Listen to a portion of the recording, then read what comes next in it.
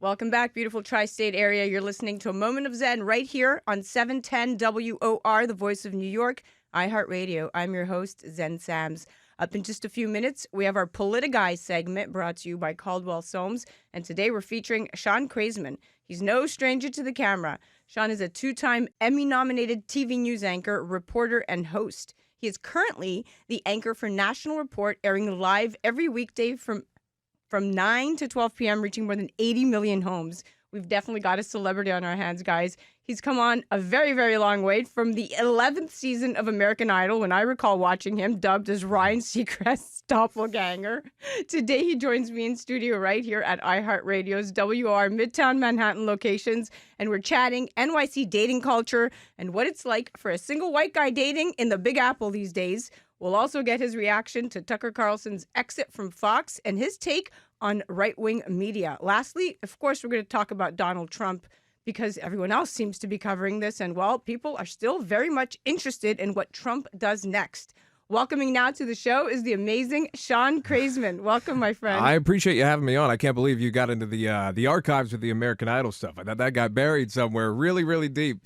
But it's good to be here. It's good to see you, by the way. You look great.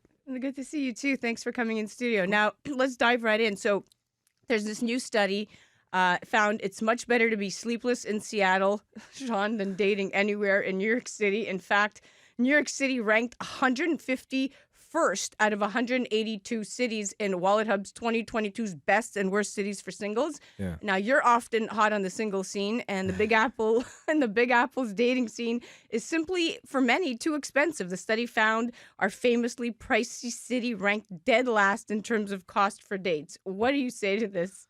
Well, first of all, I can agree with a couple of those things. It's very expensive to date in this city, for sure. Anytime you're going out, there are some affordable things, but if you're really trying to make or impress your date, you're gonna have to shell out some bucks. That is for sure. But it is difficult. I'll be honest with you, Zen. It's very difficult to date in this city. I moved to New York for Newsmax. I think back December 2019. I think it was. The pandemic hit right in 2020 of March, so I was here. I had a girlfriend at the time. We broke up, so I had to start dating during the pandemic. I think we talked about this off air at some point. I joined every app possible, Bumble, Hinge, etc. And I dated a few people, I'll say that, but nothing seems to work out in New York. And I'll tell you this, if you date in New York, it seems as if everyone has 1 foot in, 1 foot out, where the next best thing is just around the corner. I may be guilty of that as well, but it is. I can see. Also, Sleepless in Seattle, definitely top 5 rom-coms. For sure, right? Now, it's interesting because if one of the 3 factors taken into consideration by the study is that the average date costs, and this blew my mind because I think it's way more, $90, and 19% of people in Gen Z and 22% of millennials report going into debt for dates is what the study states. But I'm like, $90? Where are they eating for $90 on a date? Like, where did you conduct this study? Honestly, it was nowhere near this radius of this block or anywhere on this island, I would say, of Manhattan. $90. If I got away with $90 on a date, I think I've scored on that one. Yeah, exactly. You know, the best way to do it is get to know someone. You can order some takeout. I mean, but honestly, even a cocktail here, and you know this too, a cocktail here, I mean, you're going to pay $26 for a cocktail. Ridiculous. And who's going to have one cocktail? Yeah, forget it. I'm gonna have I might have another one, and she may have another one. And by the time you're ordering your appetizers, your entrees, etc., it is gonna cost you, especially if you're again just staying in the dating scene. Now, once you get, I'll say this, you get to the relationship level, then you've got what they call Uber Eats. Okay, yes, you're right. And then you can order takeout, and there's your $90 spent right there. You can make your own drinks at home if you'd like, but you can order the food in and you're good to go. The problem is finding that one and only special someone that you're willing to spend your entire weekends with in New York. Yeah, you said it. Okay, well, let's digress a little bit. Let's shift here. So let's talk Fox. So Fox, as we know, the big headliners here, Fox News recently announced that they split ways with Tucker Carlson, and the Wall Street Journal, owned by News Corp, which also owns Fox, reported that his contract was worth about $20 million a year, lasting until January of 2025. His shows frequently set the agenda, as we all know, for conservatives and by extension, the Republican Party. And now Tucker Carlson announced he's launching a new show on Twitter. What are your thoughts on his termination? What do you say to him launching his own show? And what does this ultimately really say about right-wing media? Well, first of all, with a $20 million contract, he's not worried about those $90 dates at all. Exactly. He'd be just fine if he were single. This is an interesting time for conservatives. It really is. When you think about conservatives are looking for an outlet, and oftentimes they don't really have that much of a choice, if you will. It was in the 90s that Fox News rose to that power, if you will, of the conservative voice. And it was just recently that you saw the demise of Dan Bongino, right? In his show on Fox News, he was a major conservative voice there. Tucker Carlson is the cable news host. He averages 3 to 4 million viewers per evening, the highest rated cable news host. And many people went to his show for years to watch what he had to say. He challenged the establishment, and the ouster seemed to be a surprise to him. It was a surprise to viewers, and albeit to say, me working for Newsmax, we actually saw a benefit from the choice that Fox made per Nielsen ratings. Our shows at Newsmax are up 100% to 200% each and every day and night. And again, you can mark this at the very start of the release of Tucker Carlson and, again, his show. So I can't complain there. Having said that, for Tucker, you know what I find fascinating is that we still don't know why he was released. The only thing you know are the videos that continue to be leaked. There's speculation that it had something to do with the lawsuit, which both sides deny. So that you can't get to that conclusion yet on this. So we still don't know. That part is fascinating. But his next move, launching a show on Twitter, I don't think anyone's done that before. Yeah, sure, they've done podcasts. Megyn Kelly's been widely successful now after her departure from NBC and Fox News at one point. And she's been very successful with her podcast. But he's talking about doing a show. My question is, Zen, what does that look like? Yeah, it could be the Wild West. Right. I don't know. And with Elon Musk at the heart of it all, I mean, Yeah. it feels sticky. And look, to your point, Tucker was not just a popular presenter on Fox. With more than, 3 million viewers sure. tuning in on average every night. He was a huge influence on the conservative party. And this sudden announcement of his departure came coincidentally shortly after Fox News paid $787 million to settle a defamation suit brought by voting machine company Dominion, that we know this case very well. So it's kind of getting sticky because lawyers representing Tucker sent a letter to Fox executives accusing the network of fraud and breach of contract. And among other things, the letter alleges that Fox broke an agreement with Tucker not to expose his private messages to the media or to use them against him, which they did, as private texts from Tucker emerged during the lawsuit with Dominion. So this is sticky and very fishy. I think it's all intertwined. It's difficult. It really is difficult to say and to wade through what you can believe, what you cannot believe. It is questionable in terms of when they were asked to turn over phones based on this lawsuit. What is coming out in the media are not the text messages that are based upon the lawsuit. They're text messages of what he said about Donald Trump, of what he talked about with his producers, etc., that continuously are leaked out. It is the video of Tucker between takes or between commercial breaks, talking to other producers that are being leaked out to, I think it was Media Matters, which they were sent then a cease and desist letter from Fox News saying, hey, stop sending out these videos, stop putting out these videos. But either way, it appears, and I'll just say that, it appears to be somewhat of a smear campaign towards Tucker. Is it hurting him? Is it hurting his brand? I would say no. You would say, well, how do you know that? Well, when he put out his video on Twitter, it had something of, I think, 40 million views, something like that. Nuts. People Crazy. are clamoring to know, where is he going? Where is this new show? What is the next step for Tucker Carlson? And here's the other thing I'll say too. So Bill O'Reilly obviously ousted for very different reasons, but nevertheless a giant conservative voice. And maybe a lot of the attraction for O'Reilly kind of died down a bit. But does that happen with Tucker? I don't think so. And I think a lot of that has to do with the mystery surrounding why he was let go and terminated so abruptly. There's no closure on it. So people are still at the standstill, where it's almost like if you really wanted to get rid of Tucker, why don't you just come out and just admit, here's why we got rid of him. And you may have better results of what you're trying to achieve. If indeed it is to smear him, perhaps that would be the best way to go about it. But it seems to only be fueling the speculation. Yep. Well, wow, we're going to cut to a commercial break. We'll be right back. But yeah, it's all very interesting stuff. That's a podcast in and of itself, the Tucker Carlson, mystery here. You're listening to A Moment of Zen right here on 710 WOR, the voice of New York, iHeartRadio. That was Shaun Kraisman in our PoliticGuy segment brought to you by Caldwell Soames. We'll be right back after this.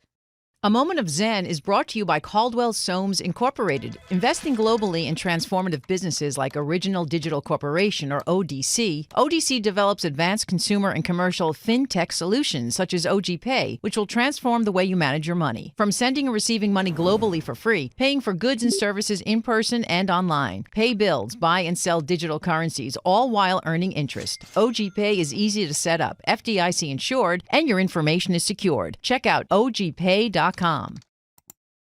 Welcome back, beautiful tri-state area. You're listening to A Moment of Zen right here on 710 WOR, the voice of New York, iHeartRadio. I'm your host, Zen Sams. Welcoming back to our PoliticGuy segment is Shaun Kraisman. Welcome back, my friend. And thanks for having me. It's good to be here. All right. Let's shift to Trump. I mean, why not? Everyone else is covering this over and over again.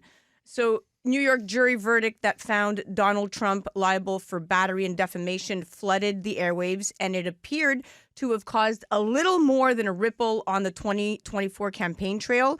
The finding in the civil case that former president and campaign frontrunner nonetheless should pay $5 million for sexually abusing and defaming columnist E. Jean Carroll marked what would normally be a stunning story, Shaun. Yet critics and allies of Trump suggested it would do little to knock him off his perch atop a really primarily poll rating right now as he seeks his third, basically straight GOP presidential nomination.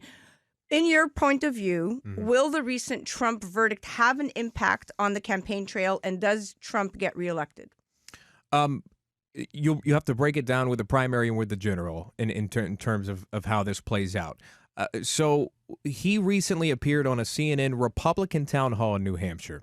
He was questioned about this, the accuser, E. Jean Carroll, again, found liable for sexual abuse, battery, and also defamation, but not rape, right? He was asked about it. He still denies it. He still denies knowing this woman. Despite that, that's what the court ruled.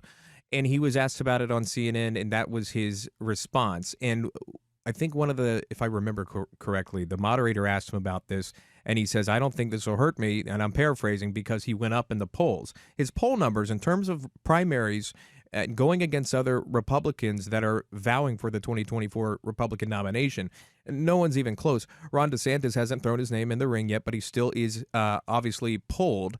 And there's still some, I think, what is it, a 37-point deficit, something like that.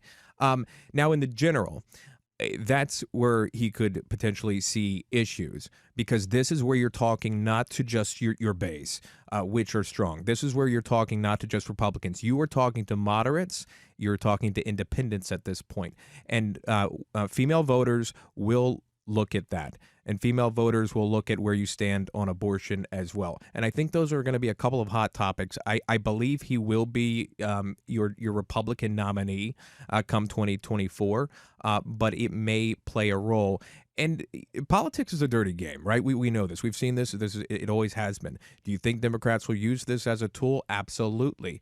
They have this suit that they could bring up against what would be their opponent in the general. But as far as the primary, I just don't see it playing a major role in terms of electability for the Republican ticket. Well said. And, her credibility, look, I guess it was, the verdict is what it is. But I saw a clip on CNN with her and and Anderson Cooper, and she wasn't even coherent. She actually made reference to rape being a sexy thing, and he had to cut to a commercial break, thinking like, well, who is this woman? What is she talking about? And the clip is out there. So, again, I'll say what everyone else is privately thinking. If the defendant weren't named Donald Trump, would we be talking about this today? Would there even have been a lawsuit? No, whether it's the indictment stuff, the FBI raids, whether it might be, whatever it might be, this is just another piece to all of that. And I think eventually folks will just tune out because I'm about there. A lot of people have made up their mind about him. There's no undecided people when it comes to Donald Trump, right? So if you don't like Donald Trump, you're still not going to like him. And if you like Donald Trump, this isn't going to change your mind. That's my perspective. Well, you're right. Donald Trump is a force to be reckoned with. They had to learn this in 2016, right? Everyone counted him out at that time. In 2020, he garnered 74 million votes. He has his base, and it's a strong base. I will say this, too, and you talked about the case and how this wouldn't have been brought up.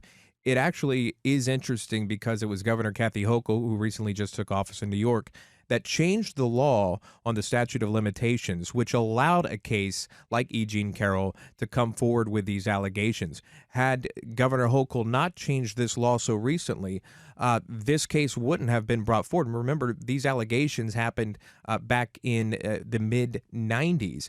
That part leaves many, I wouldn't say scratching their heads about it, but the timing of it, the current governor changes the law, and then this case gets brought forward. I say that because obviously if it happened in the 90s, this case could have been brought forward earlier, right? Yeah. This could, and it did not. Why did it come forward at this time? Again, that plays in voters' minds as well. It's difficult to acknowledge, and people don't want to talk about it, but that is out there. You're right. There's just too much. This is reality TV again. People are tuning in to see what's going to happen next with Donald Trump because everyone's just after this Politics guy. is entertainment now. It legitimately is. But it's quite embarrassing because we have powerful nations looking at us. That's very going, true. you guys are just buffoons. What are you doing? And on the other hand, strategists right now are suggesting that while the verdict itself might not turn off primary voters, the compilation of scandals, so to speak, could make voters concerned enough over his ability to win, to your point, a general election, that they might turn to a primary alternative at this point. I mean, we don't know if DeSantis, like you said, will run, but Right. I mean, it's so anything could break at this point. Well, that's what the opponents will use. Governor Asa Hutchinson, who the former Arkansas governor, he has already come out on CNN and essentially moved forward with that, saying, "Hey, look, he's being investigated for classified documents for January 6th." Investigated in Georgia, investigated by the AG in New York, the DA in New York. Now he's got this case from E. Jean Carroll against him. Don't you want to move forward with a different candidate who doesn't have scandals so that we can talk about things that matter in this country? And to your point, that's where some of his opponents can capitalize. But again, his base is so strong, his following is so strong that in the primary, I don't know. Again, I just don't know if that matters. And also what we didn't mention about the case is his attorney, Joe Tacopina, and Donald Trump himself has already said they plan to appeal this decision by the court. So we're still waiting to see a result from that and where that goes as well. Apparently, there were things that the judge allowed on one side within this case, but not allowed certain things from Tacopina, from Trump's attorneys within this case. So we'll see if that appeal makes a difference too. Yeah. Good stuff. Good stuff. Lots of food for thought there. Thank you, Shaun. You're very enlightening. Thank you. I'm glad to be here. Thank you so much, Zen. Appreciate it. Absolutely. Guys, that was our PoliticGuy segment brought to you by Caldwell Soames, and that was the awesome Shaun Kraisman, Newsmax anchor and co-host of the wildly popular National Report, airing daily on weekday mornings from 9 a.m. to 12 p.m. on Newsmax.